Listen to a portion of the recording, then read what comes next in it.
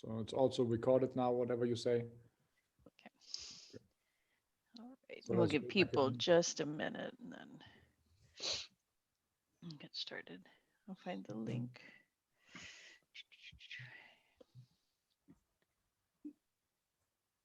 Okay.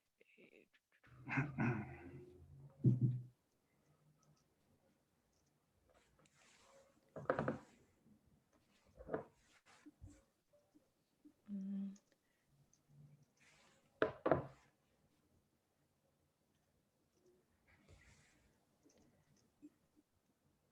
All right.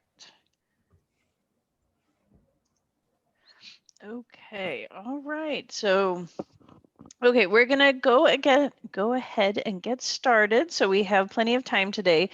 Ralph put the instructions in the chat. So the main thing for all of you in the audience is to, if you have questions, use the Q&A function. And then to the extent we can get to them, the authors, while you're doing the talk, you'll get those answered. But let's see. Vladimir is going to have 10 minutes, so it's going to be a short presentation. He is not going to have time for Q&A, so if you have questions, put that in the boxes so he can get to it. And then Joachim is going to have 40 minutes to present, and then there will be 10 minutes of Q&A, so you'll have time for that. And then there is a half an hour after this. We have a little post party if you want to, in a smaller group, talk with either of the authors. So lots of opportunities to give feedback and ask questions. So, and without further ado, want to turn it over to Vladimir Smirnyagin, and here we go. Big thanks to organizers for putting this paper in the program. Today I'm going to be talking about firm dynamics over the business cycle, and specifically I will be looking at the business formation stage. So it's well known that the number of new firms, or the entry rate, is pro-cyclical, meaning it's rises in expansions and declines in recessions. I'm going to put forward the idea that the types of firms which get started at different stages of the cycle are different. And in particular, I will be arguing that there are fewer firms which eventually become very large, which I refer to as superstar firms, tend to get started during the recessions. So why is it interesting to study business entry? So on the one hand, young firms, even though they account for a relatively small share of employment and fixed asset stock, they contribute disproportionately to investment and job creation. And second, if in recessions we see fewer of those superstar firms get started, that can have a long-lasting impact on macroeconomic dynamics. So from the empirical perspective, I first showed that the formation of those superstar businesses is more pro-cyclical. And to do that, I draw on administrative records from the census data, and I proxy the target size with the returns to scale. So which I use the annual survey of manufacturers and the census of manufacturers and estimate returns to scale at 4-digit NAICS level, and subsequently merge those estimates with the entry rate based on the LBD data, longitudinal business database, thereby avoiding the sampling practices of the Census Bureau. So this table up here demonstrates that industries with higher returns to scale see a more pro-cyclical entry rate as compared to industries with lower returns to scale. These patterns are not limited to the manufacturing sector. And in particular, I'm using another metric, which is the minimum efficient scale, which is measured as the medium size at very narrowly defined industries at 6-digit NAICS level. And I find that the entry rate is more pro-cyclical in industries with higher minimum efficient scale as compared to industries with lower efficient scale. The data also reveals the important role of access to financing in the process of the formation of such enterprises. So in particular, if I look at the industries with low startup capital requirements, and in such industries, access to financing is likely to be less of a concern than industries with a higher startup capital requirement. I see no higher pro-cyclicality of the entry rates in such industries. I also want to measure that these patterns are robust to additional confounding factors such as demand-side frictions, product durability parameters, and as well as the measures of skill and capital intensity. So that was the extensive margin, the entry rate. Another way to look at the data is by studying how aggregate conditions upon the cohort's entry impact the subsequent cohort profiles. So what I'm doing here, I'm projecting different moments of the firm size distribution on the initial conditions at the time of entry, which are measured as the log deviation of real GDP away from the trend.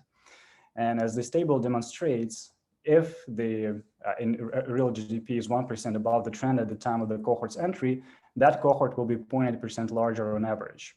However, this average effect masks a tremendous heterogeneity. The elasticity of the bottom decile is 0.13, whereas the elasticity of the 90th percentile is 1.8.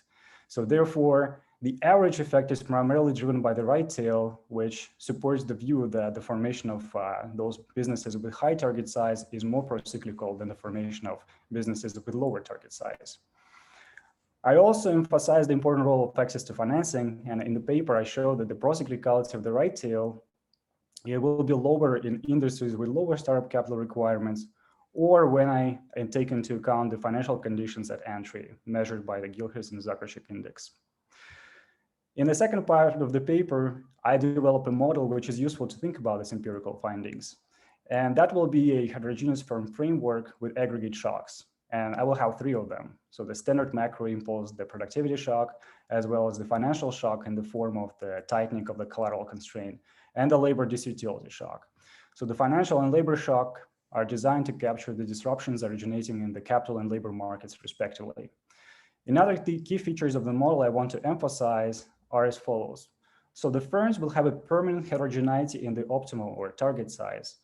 On the one hand, this captures the idea that organizational capabilities are costly to adjust. And on the other hand, in the data, I find that firms infrequently move up and down the size distribution over their tenure. So that's evidence based on the LPD. Another defining feature of the model is that potential entrants can choose the project type upon entry.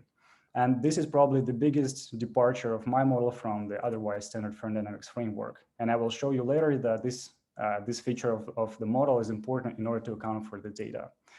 And finally, firms will be operating subject to financial frictions. I put the discipline on the model using microdata, and I estimate the aggregate shocks jointly using aggregate data. So let me show you some figures. Here you see three panels. The first one, the left one, corresponds to a negative TFP shock. The middle one is the tightening of the financial constraint, and the right one is the increase in labor disutility. And those impulse response functions plot the response of the entry rate of different firm types, low, medium, and high, to those shocks. You can see that following the negative TFP shock as well as the positive labor disutility shock, we see a similar decline in the formation of different firm types. However, following the financial shock, we see that the entry of high-profile enterprises declines much stronger than the entry of low-profile enterprises. And this occurs because high-profile enterprises need more resources to get up to scale, and therefore deterioration of financial conditions upon entry discourages potential entrepreneurs from pursuing those high-profile ideas in the first place. And that's why the entry rate of such enterprises declines by more. These patterns are also evident here in the various decomposition exercise.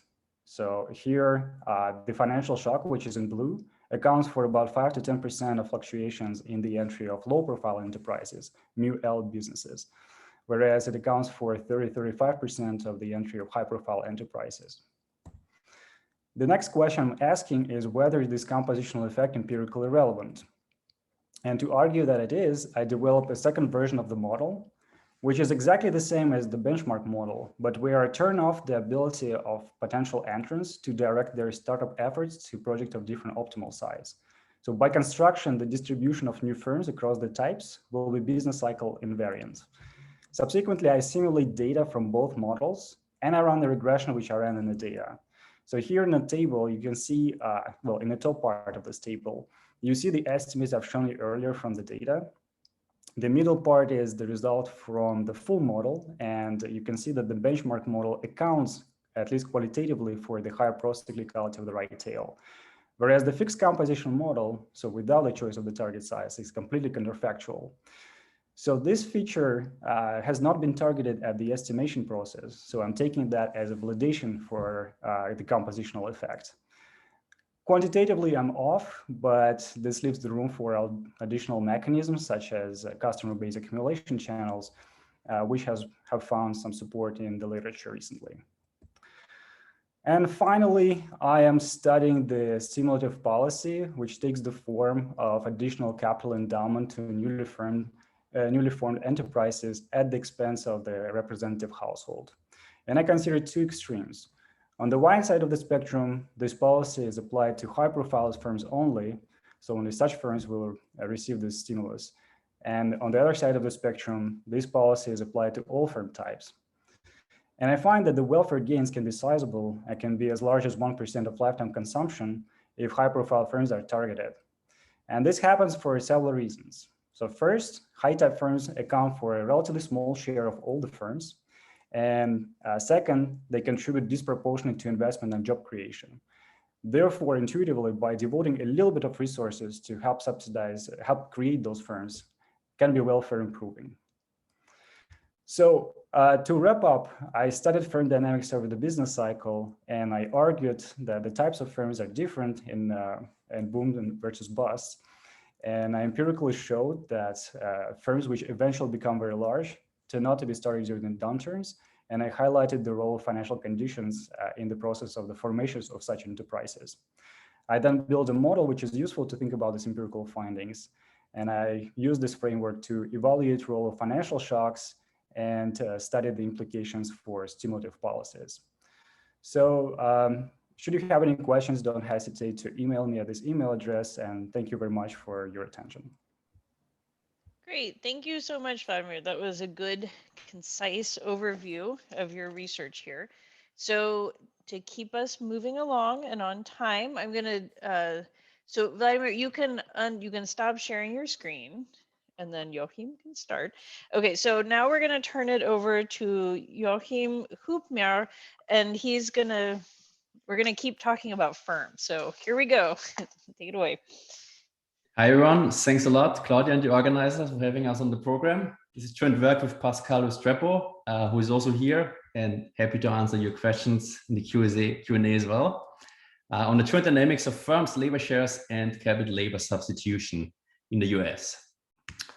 So as a background, by now I think we all know that the aggregate labor share has declined in the US. That is the blue line here. In orange is the labor share when you hold the industry rates fixed. That's the more relevant line for what we're doing in this paper. In particular, we care about what happened to individual sectors, such as manufacturing in red, where the labor share declined by 20 percentage points, and also retail and wholesale trade, where the labor share has also declined by around 10 percentage points. Now, two broad explanations have been proposed. I mean, more than two, but in our view, two major ones that we are both addressing in this paper. The first one is technology, substitution of capital for labor in a widening range of tasks and automation. And second, the concentration of economic activity at the big superstar firms, in general reallocation to high markup firms that can also push down the labor share in the aggregate. Now, more recently, there is some striking evidence what is going on at the firm level. And the key fact here is that the decline in the labor share is not uniform at all across firms. Actually, it's not visible for the median firm. So this is a picture from Carrick and Vincent for manufacturing. The facts are similar for other sectors. The aggregate labor share, again in red, declines by 20 points. These are always the cross-sectional distributions at a point in time. And you see that for the median, but also the 25th or 75th percentile of the labor share distribution, there's basically no change or even a slight increase. That's certainly surprising, and it presents somewhat of a challenge to the technology view, as it rules out the simplest possible story where all firms face the same factor prices and have access to the same technologies. It does suggest a key role for relocation to the high markup firms rather than capital labor substitution. Now, with these facts as a background, I'm telling you now what we're doing in this paper and also in this presentation. In the first part of the paper and the presentation, we are addressing only the technology view. We are developing a firm dynamics model of costly capital labor substitution within tasks as a new element.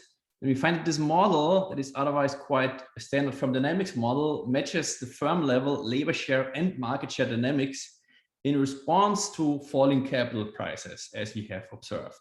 The key mechanism is that for the typical firm, there's no change in the task allocation. Capital and labor are gross complements at these firms. and so the labor share is going up for these firms as the price of capital is falling. However, for the top firms, they are automating more and more tasks, and so capital and labor are effectively gross substitutes for these firms, and the labor share is then declining for these firms in response to the same shock, and also on the aggregate. In the second part of the talk and also the paper, we're doing a horse race basically between the two candidate drivers of the labor share decline, technology and concentration. For that, we need to kind of extend our demand system to allow for variable markups. So we have endogenous variable markups and a non-CS demand system to account for rising competition as a second candidate driver and reallocation to more productive high markups firms. As a quick preview, we find that capital labor substitution remains important, but we find very heterogeneous effects across sectors. So in manufacturing, it is 90% capital labor substitution. However, in other sectors, such as retail, we find that capital labor substitution accounts for only 40% of the labor share decline, and the remainder is due to rising competition and the interaction of the two shocks. And so in the second part, we have kind of, we're addressing a particular story of rising markups. We have a structural way of kind of backing out the rising markups. And so kind of in the third part, we want to support this by direct empirical evidence. So we are estimating markups at the firm level using the so-called production function approach. And using this kind of more empirical approach, we largely support the findings we had like in the second part. So we find that in manufacturing, relocation to high markup firms cannot account for a substantial part, but in other sectors, this channel is more important. And we also find that it's very important to allow for differences in technology across firms when you do these exercises.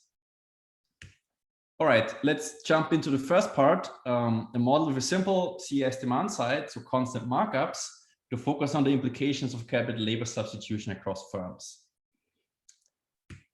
Now, an overview of the model, we do have a mostly standard firm dynamics model. The one new element is task level substitution and costly automation. So firms are going to be different in their productivity C, that's exogenous, and the capital share parameter alpha, that is endogenous. The key assumption is to raise the alpha, the firms have to pay a fixed cost for each automated task. But the idea is if you kind of reallocate on the production line a task from a worker to a robot, you have to not just pay the variable cost of renting the robot, you also have to pay a fixed upfront installation cost. And the same if you get some specialized software, you're not just paying the license every year, but you might also have to pay a quite substantial upfront cost to adapt your systems. Yeah. And so we think this is reasonable from first principles, but it also has implications that are supported by microdata. So there are various studies on the adoption of new capital intensive technologies, IT, robots, other equipment, both in the US and France. And they all tend to find that the adoption of these new capital technologies is correlated with firm size. Okay, large firms are much more likely to adopt these technologies. And that's going to be an implication of our fixed cost assumption of changing the technology. We also, that's less important, we also assume that technology is diffuse in the economies for imitation by entrants. That's just to get some nice properties of the model in the steady state. Okay, I'm going to first introduce the static production function of the problem before talking about the dynamics. So the firm wakes up in a period with a C that's exogenous and an alpha that's going to be endogenous in the dynamic problem. They are producing output Y by combining a continuum of tasks ranging from X equal to 0 to 1 with this aggregator where eta is the task substitution elasticity and C is the factor neutral firm level productivity term. I told you the alpha is the state variable of the firm, and the alpha is saying that, we say that tasks ranging from 0 to alpha are already automated. It just means you can produce them either with labor, yeah, or with capital. Yeah, so you have this kind of perfect substitutability between using capital or labor at these tasks. You're always going to choose typically either just capital or labor. And there are also the psi L would be the labor productivity for task X, and the psi K would be capital productivity. For the tasks that are not automated, so the ones above alpha, you can only use labor. And then we are just ordering the tasks such that labor has a comparative advantage in the task with a higher index. That's just an ordering. The important thing is that effectively you get something in terms of the cost function, looks like a CES production function in capital and labor, where you have an elasticity eta in the short run between capital and labor, even though, I mean, technically eta is here the task level substitution elasticity. The difference though is that the share parameter, the alpha, is going to be endogenous in the dynamic problem. So let's look at this dynamic problem now. Probably easiest if I show you the value function. Not that complicated here. So the incumbent wakes up with a technology C alpha. It's producing and gets a profit pi as a function of the technology. In the background, we have the CES aggregator, and so there's a constant markup, and so the profit, this profit is just going to be a constant fraction of the revenue, and the revenue is a function of the cost, and the cost is a function of the technology, C and alpha. And then they draw a fixed cost, CF, fixed operating cost. They can exit. If they exit, they get an exit value of 0. They continue, they pay the fixed cost, CF. And then that's the new thing, they can choose to automate. What does it mean to automate here? They can raise their alpha. Yeah, they could choose a higher alpha. Just doesn't make sense here to go back to a lower alpha because there's always an option value of having a higher alpha. But if they increase their alpha to a higher alpha prime for next period, they have to pay this cost. Yeah, so that's a fixed cost. And then next period, they can produce with a higher alpha, which is going to be advantageous if capital is becoming cheaper over time. For the entrance, pretty standard setup. There's always a mass of potential entrants. Each of them gets a signal. They can enter or not. And if they enter, they can automate right away, but the timing is not super important here. As I said, we have diffusion of automation through imitation by entrants, meaning the entrants are assigned an alpha 0 that is equal to the unweighted average of the alphas in the economy. Again, you could pick something different, not the average. That's kind of more like a detail. And then productivity C is evolving according to this standard AR1 process. Yeah, that's nothing new here. All right, one slide on the equilibrium structure here, also pretty standard. So there's a final good that combines the output of all the firms with a CES aggregator with elasticity sigma. It's gonna give us the markup level, but it's gonna be constant across firms here and over time in this first part of the paper.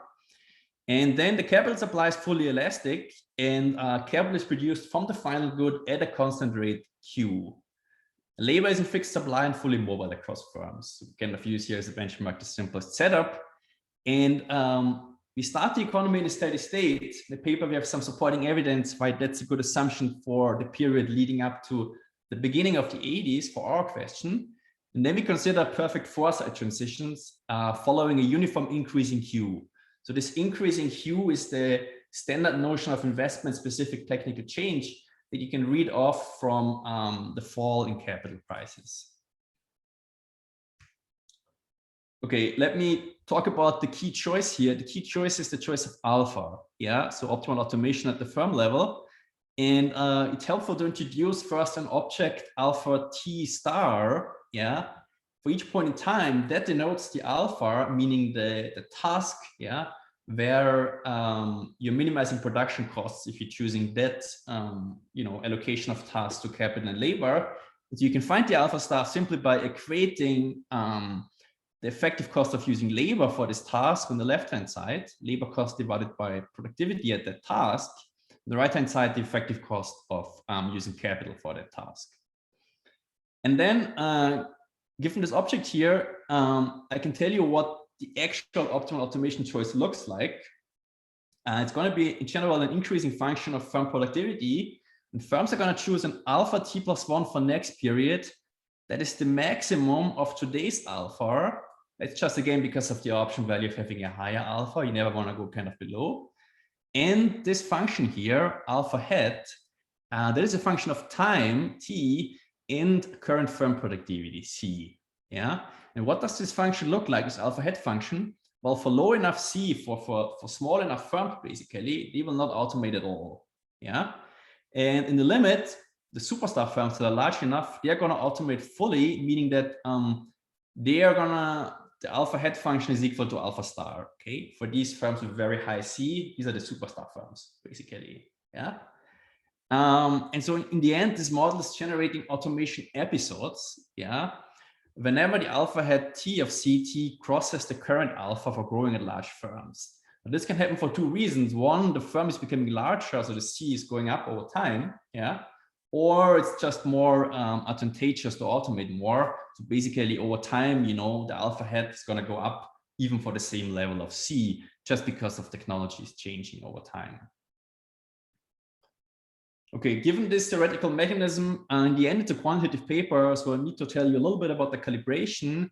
There's a part that is a standard firm dynamics parameterization that I'm gonna not mention now. We're basically matching entry, exit rates, concentration, markup levels in a steady state. And then there's two key capital labor elasticities.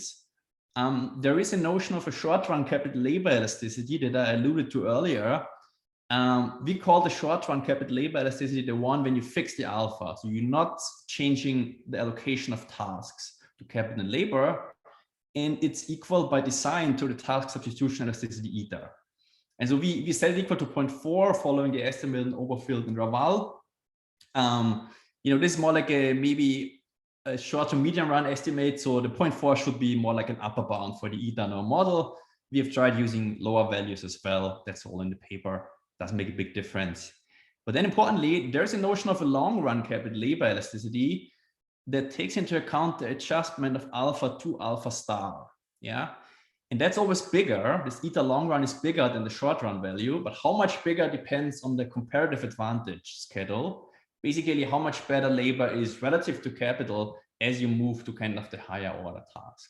Kind of like, because that, you know, that gives you kind of how if capital prices are falling, kind of how many tasks you want to automate. So kind of how large the movement in the alpha star is. Yeah. And so we use a value of 1.35 that I estimated in my job market paper. That is kind of a value for the long run aggregate capital labor elasticity, although in the paper, we also have some other exercises where we use a lower value. And then over the transition that is running from 1982 to 2012, we look at this time period, we are setting the technology parameters in this part, this first part of the paper. We kind of pick two parameters to match two moments. Yeah, we are picking the increase in Q, so investment specific technical change, to match the observed decline in the aggregate manufacturing labor share around minus 18 percentage points. And we choose the automation fixed cost to target the change in the median labor share. Given that we do that, we start the economy in a steady state in 82, all firms have the same labor share. And then we hit the economy with the shock. So the shock hits the economy until 2012. Yeah, Q is rising all the time until 2012, then staying constant. We get a pretty fast transition in terms of the aggregate labor share. That's in blue here. That's the blue line. And a slow transition in terms of what's happening for the median firm. That is the red dashed line here. In the long run, they're all converging to the same number because of the diffusion of technology. So what's going on the firm level is that it's helpful to plot the labor share on the y-axis against firm sales percentile on the x-axis. In the steady state, this labor share is constant because one, they have the same markup, and two, they have the same technology in the steady state. That's a property of our model. Yeah, because in the long run, they're kind of converging to the same technology. But then over time, capital becomes cheaper, wages rise, and the labor shares of small, non-automating firms are increasing. But firms that become large and reach top sales percentiles, they are the ones that are reducing their labor shares, and their labor shares are falling. So that's what's happening over time. You get this pattern where you have this clockwise rotation of the labor share versus size schedule over time. And that's something I'm gonna return to at the end of the presentation. In the model, this is the labor share, but it would look exactly the same way if I was not plotting the labor share, but the elasticity of output with respect to the labor input here, just because markups are constant. Okay. And now, in an effort to kind of understand what is going on at the firm level, there are some prominent papers that have proposed specific decompositions of the labor share change. The paper by David Autor et al., Superstar Firms paper, they're running a Mellitz-Polanek decomposition of the change in the industry level labor share. That is this term here, that's equal to 18 percentage points for manufacturing sector. In the model and in the data, they're decomposing this into the sum of the change in the unweighted survivors mean labor share. So what's happening to a typical firm? It's close to zero in data and model. There's a term for entry and exit. These terms are canceling out both in model and data, smaller in our model, but like it doesn't really matter for the what's changing over time. And then what's dominating here is this covariance term. What is this? That's the change in the covariance between market shares omega and labor shares SLF. Yeah. So this is really what's driving the labor share decline. It's somewhat mysterious object. So we have to break that down further. And that is done in a paper by Carrick and Vincent, also in the QJE now. So where they decompose this total change in the labor share in 3 subcomponents. What I find is also quite interesting. Now, the first term, we call it the market share dynamics term. It's a covariance between the initial labor share, the change in market shares. That would be negative if activity is relocating to firms that have initially had low labor shares, but it's actually slightly positive in the data. Yeah, so that's not what's behind it, and it's equal to 0 in the model by construction because they had the same labor shares initially. Then there's a labor share by size dynamics term that captures that it might be really just the larger firms that are decreasing the labor shares. You just don't see it when you take the mean because most firms don't change their labor shares. That is somewhat negative in the data, and it's also somewhat negative in the model. Although it's not the most important term.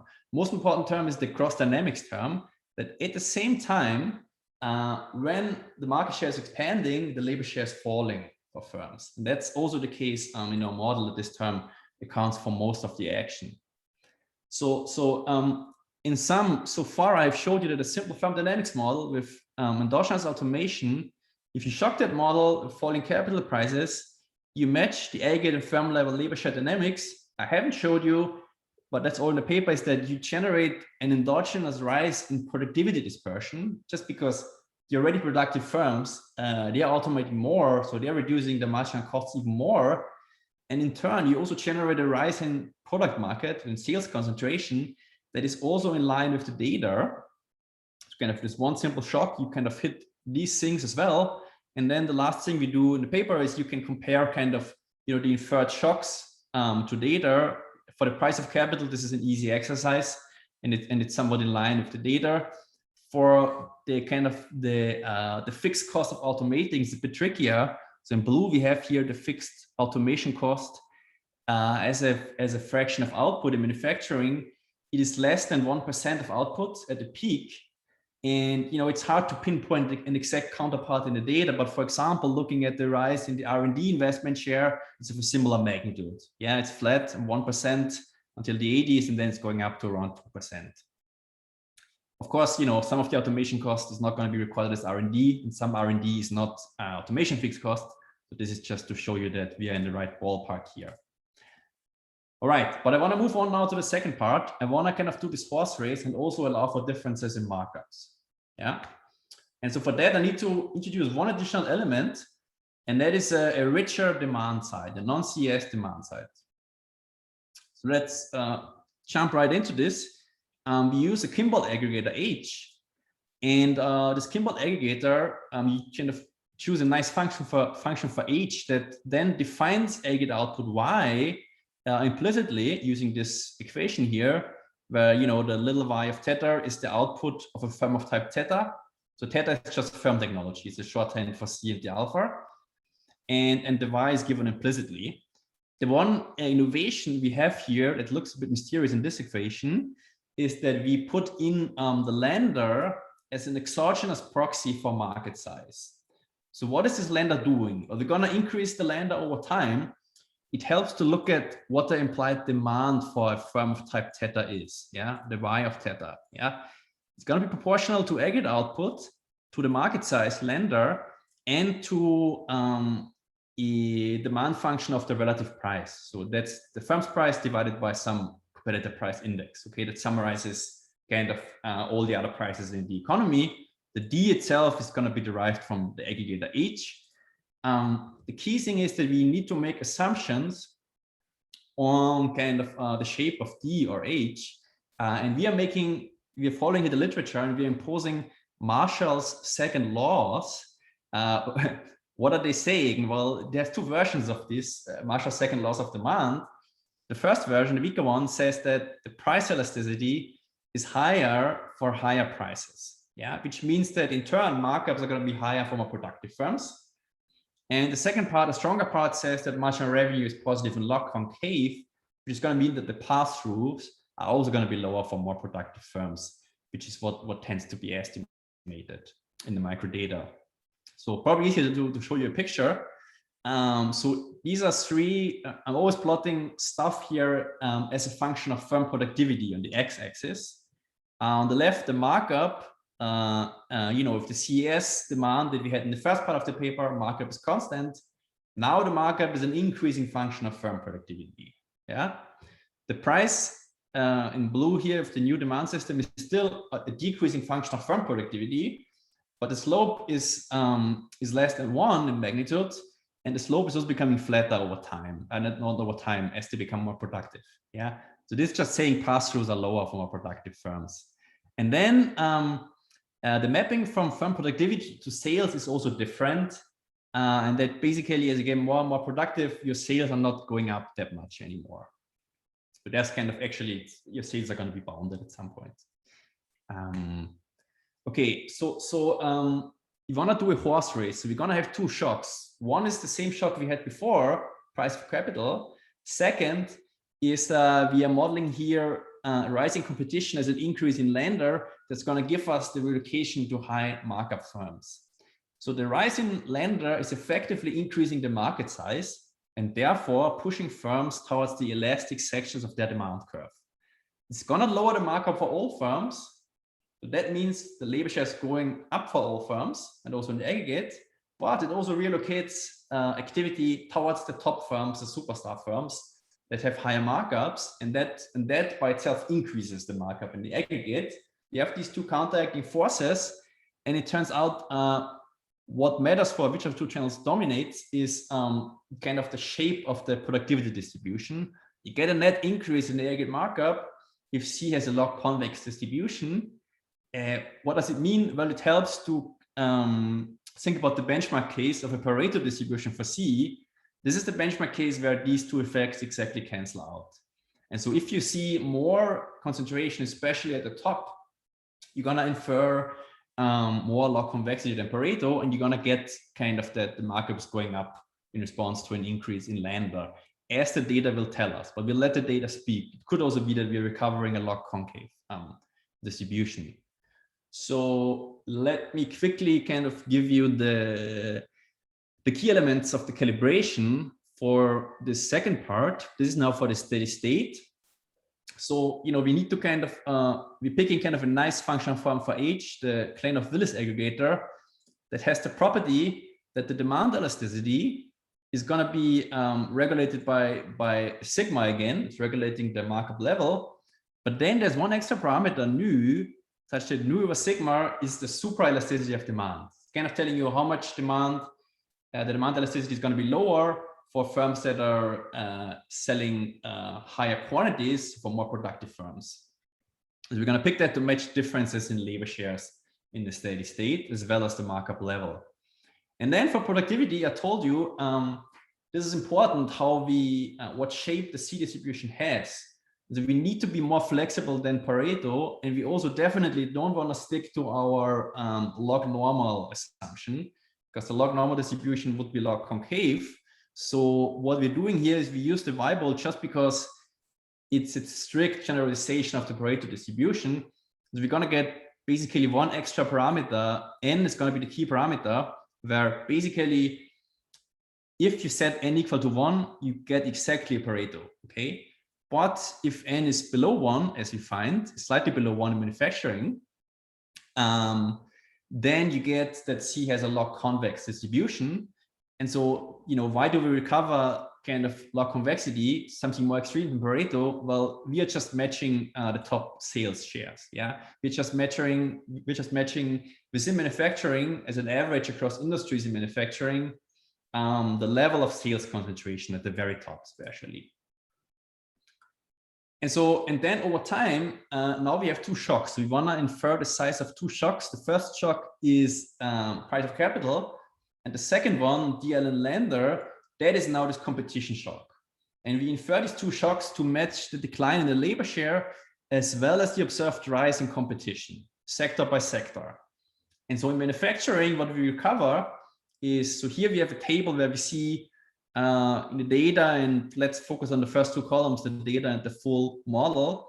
I mean, by construction, the model matches the change in the aggregate labor share, the change in the median labor share, and the rise in sales concentration, generates a small increase in the aggregate markup of around 1%, I guess 1%.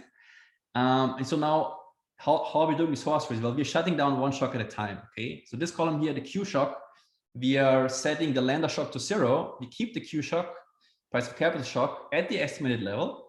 And what we find is that the labor share declines almost as much. So this just says that through the lens of our model in manufacturing, capital labor substitution induced by falling capital prices accounts for most, at least 90% of the falling labor share.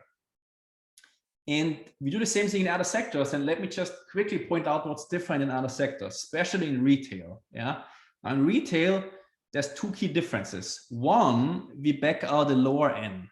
Yeah, what does it mean, lower N? Well, we back out more log convexity in the C distribution. Why do we back it out? Well, because there's more extreme sales concentration in retail, especially at the top. Yeah, so that's the first change. The second change is that concentration has increased more in the retail sector. When you look at, for example, the share of sales going to the top 4 firms, it's going up by 14 percentage points in the data. And so again, we're kind of matching the change in the labor share and the change in concentration.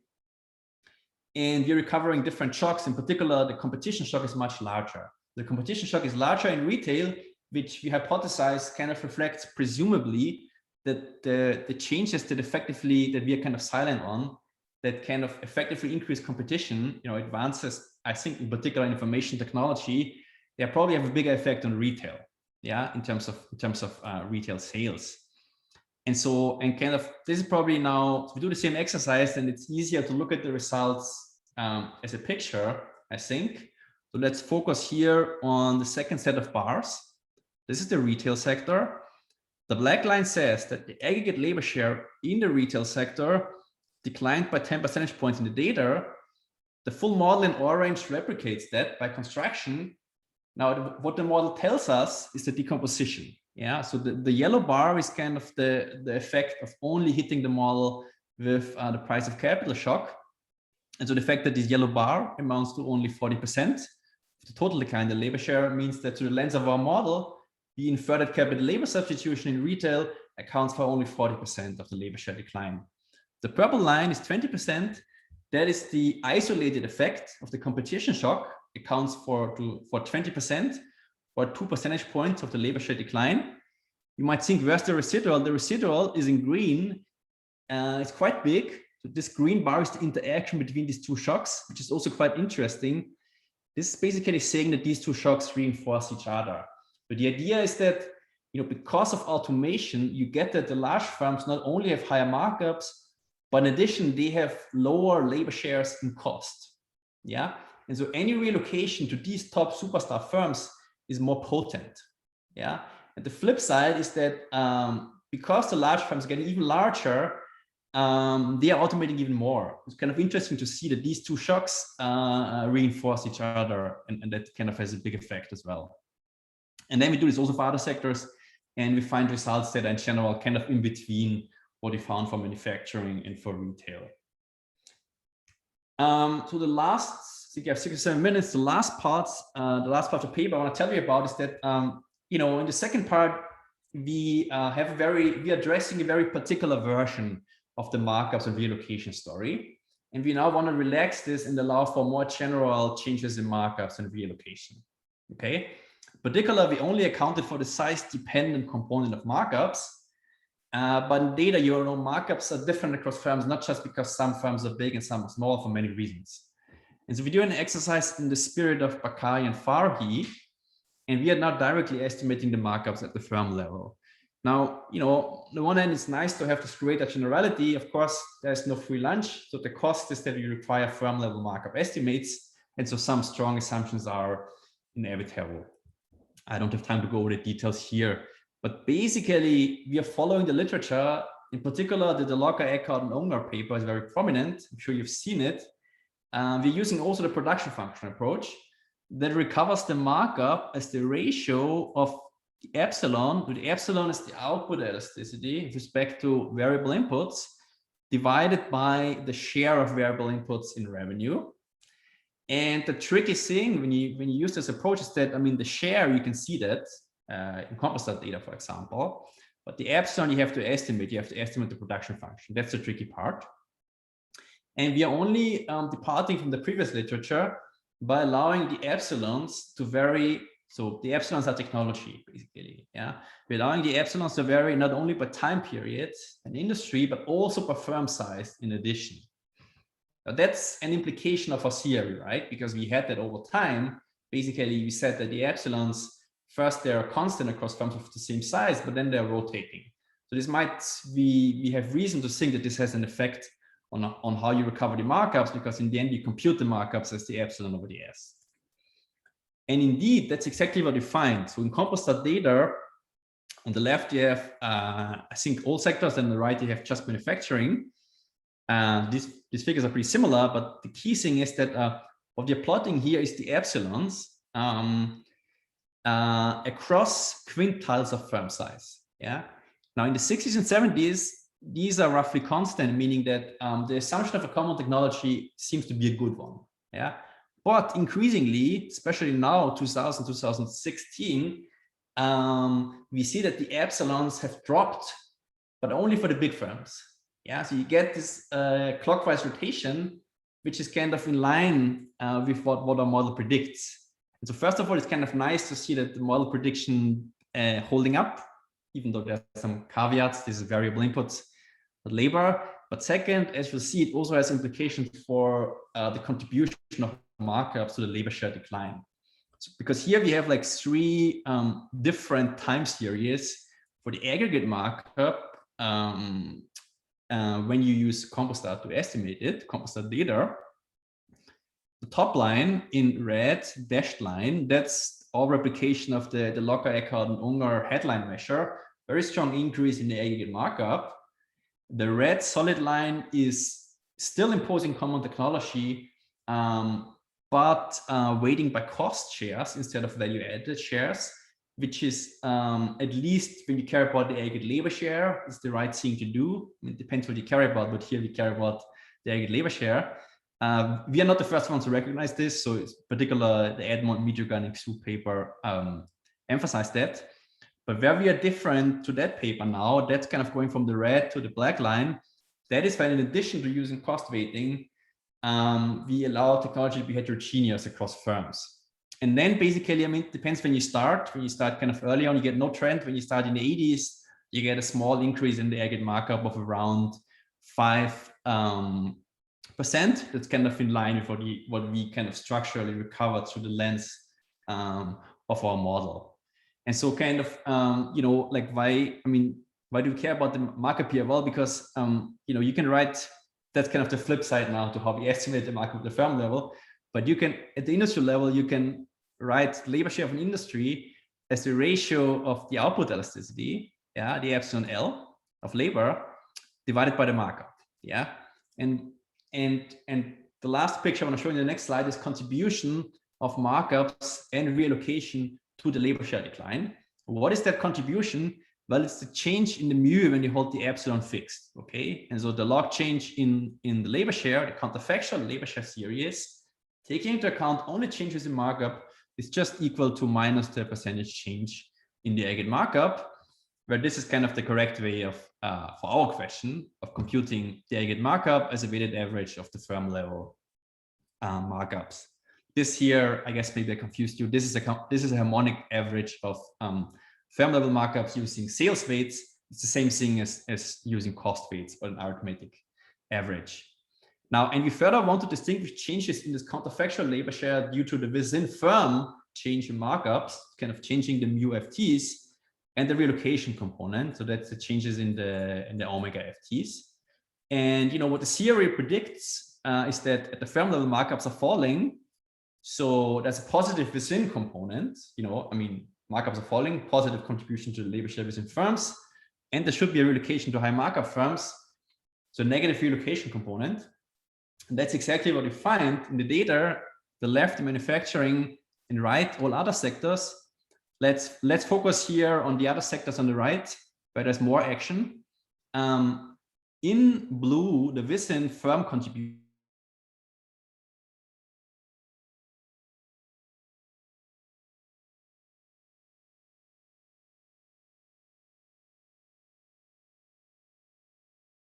Aggregate markup, sorry, it's pushing up the aggregate markup and pushing down the aggregate labor share. This is still a contribution to the labor share decline. But quantitatively, you know, the most conservative bound is the black line, and it amounts to like 1/2 of the labor share decline outside of manufacturing and 1/4 to 1/5 in manufacturing. So that's kind of very much in line with our structural findings in the second part of the paper. And I think I'm finishing on time. So what we did here is we had a model of, we introduced a substitution, matching the firm level effects on the decline of the labor share. And when we in addition account for rising competition and relocation to more productive firms, capital labor substitution retains an important role, explains 90% of the decline of the labor share in manufacturing and 40% in retail, and somewhere in between for the other sectors. And then last part of the paper, I showed you some less structural kind of model-free bounds on the role of competition and concentration. And just want to highlight that it's important to allow for differences in technology across firms, whether we care about the labor share evolution more generally or more specifically about what happened to markups. Thanks so much. And I think we can. Oh, yes, we will. Thank you so much. These were both great. I mean, a lot of this reallocation and the shifts in what size of firms, so in both talks. So this is great. Okay, so we have, it appear, we've got about 10 minutes, a little bit less for Q&A.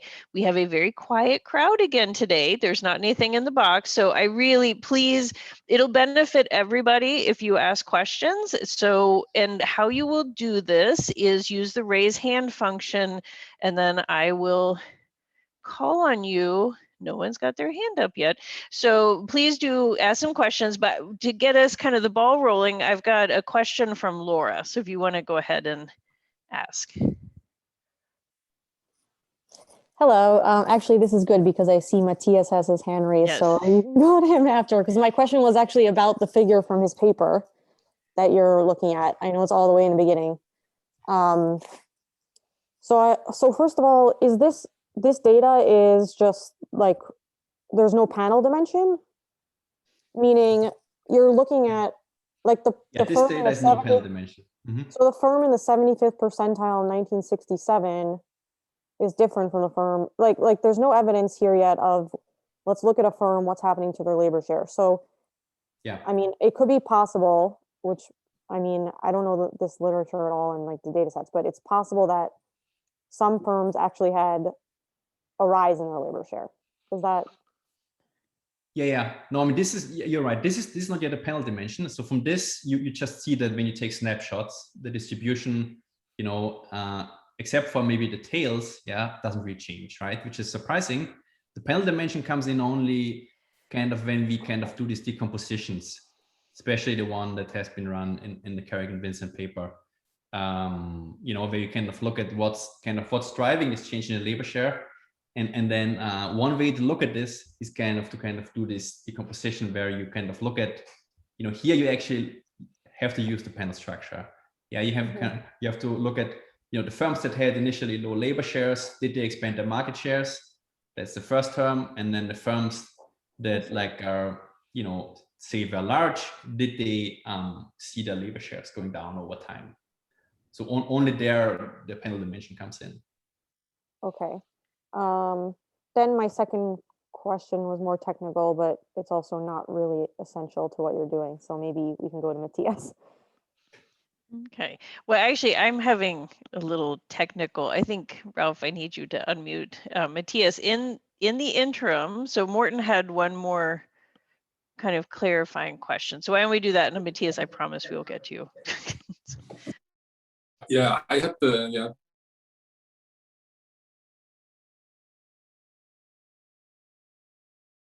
lambda across industries. Yeah, I mean the lambda is a bit of a black box, right? If you're covering the length of the model, but like we think of it that what could lambda represent? I mean, to us it could represent that the advent of the internet and kind of effectively increase the market size, that you can more easily have information on buying other varieties that you wouldn't have the information on, and so it creates more retail. I mean, our model would tell us that this has just had a bigger impact in retail than in manufacturing. Whether that's really true is not something we can speak to. So we don't have like cross-sector, cross-industry kind of proxies for the lambda. Yeah. Okay. I had a slightly different question. When you do the in the empirics, I was thinking so at some step then you are the variable cost component, you're allowing that to vary with productivity, yeah. But I'm guessing that in your setup also it would be correlated with the markup itself, wouldn't it? Sorry, say again, the variable cost component, you mean when you when you estimate productivity. Yeah. Then wouldn't that also be correlated? So if there were any kind of demand shocks that move to the markup at that point, then in your setup, I guess there would also be a correlation there, wouldn't there? You mean like in the last part of the paper where you estimate production in functions? The last part, yeah. I see.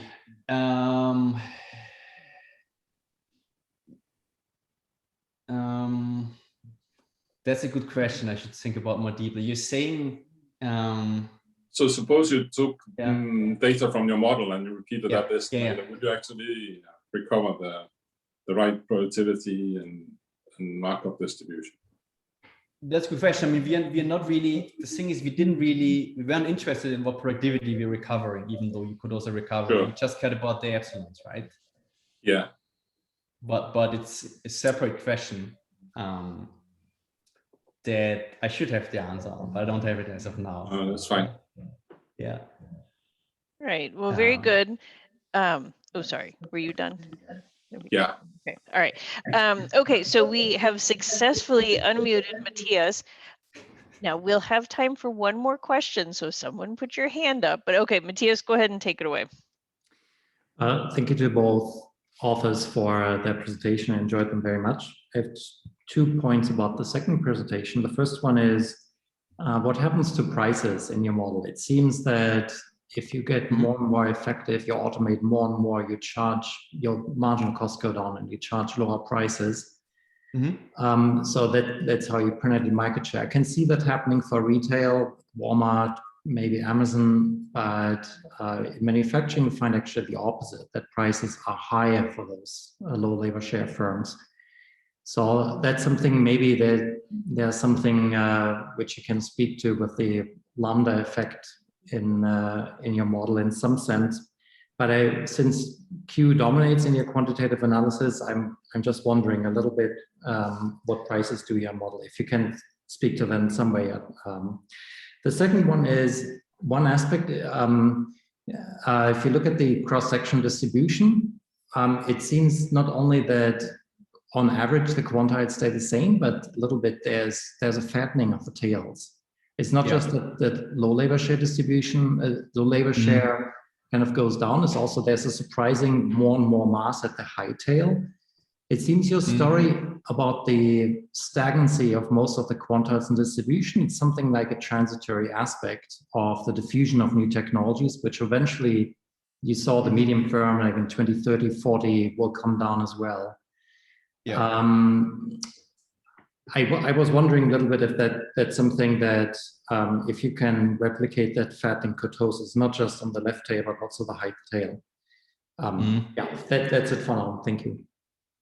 Yeah. So on the first part, so I mean the prices. I mean, so in this, in this kind of the model-based exercise, right? I mean, the more productive firms, they are gonna have, even though they have a much higher markup, they do have lower prices. Yeah. So, and these are also the large firms. So yeah. So in the model, the large firms do have slightly lower prices because here, I mean, here it's productivity, but that's the same thing as size here, right? So kind of, to the extent that we are recovering the quality adjusted prices in the data, they are going down here. And the second part is like on the tails.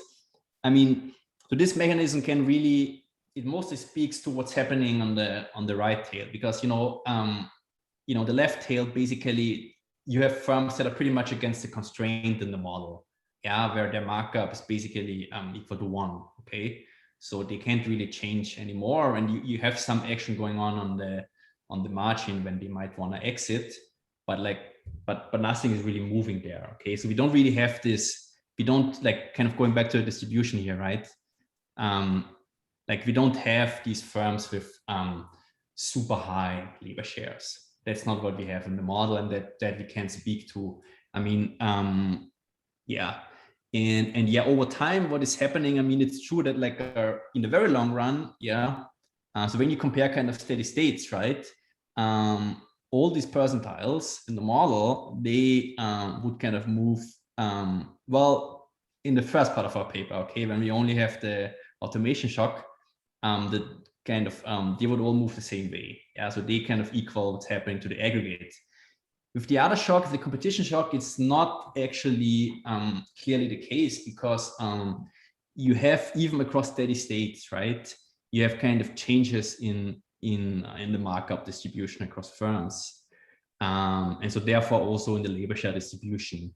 So kind of what's going on in the full model, right? Like technology is converging, right? But like markups are not converging back to what has been going on before. And I mean, and the assumption of technology convergence, that is kind of, it's partly because it's just easier to solve the model when you kind of allow for this diffusion of like innovations. I mean, when you take other assumptions, it doesn't really change so much what's happening over the first 30 years, right? But like going forward, it's going to have a bigger effect.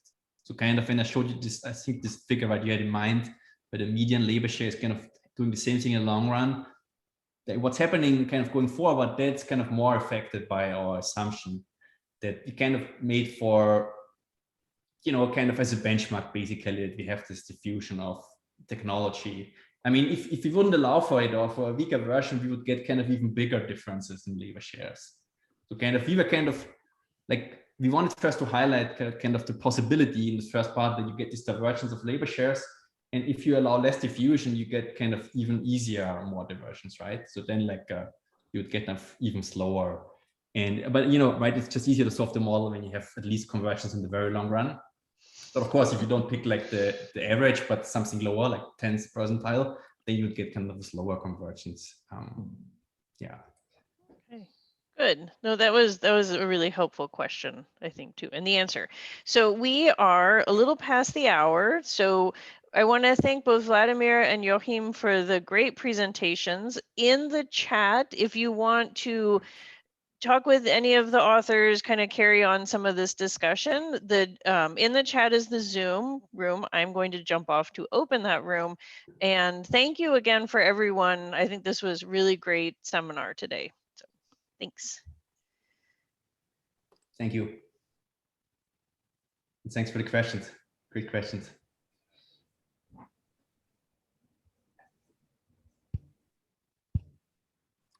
So what we go to the new link, right? Yeah, but where is it? Sorry. Oh yeah. Okay, Yeah. perfect.